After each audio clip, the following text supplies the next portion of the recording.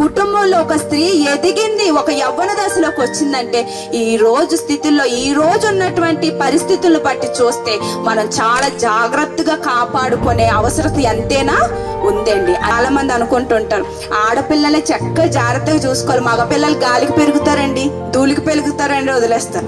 వాళ్ళకి ఏంటండి మగ పిల్లలు ఎట్లయినా బ్రతికేస్తారు, సింపుల్ గా మాట్లాడతారండి, చూసారా. కానీ ఈ రోజు ఎక్కువ తల్లిదండ్రులు కష్టపెట్టేది, నష్టపెట్టేది ఎక్కువ మగపిల్లలు ఎక్కువైపోతున్నారండి. ఎందుకు? గాలికి వదిలేసాం, ధూళికి వదిలేసాం కాబట్టి ఏమైపోతున్నారు? తల్లిదండ్రులు ఏమైపోతే మాకేంటి, అక్క చెల్లెలు ఏమైపోతే మాకేంటి, మా ద్రోవ మేము చూసుకుంటాం. ఎవరైనా సరే పిల్లలే, అది ఆడైనా మగైనా నీ మాట జాగ్రత్తనైనా.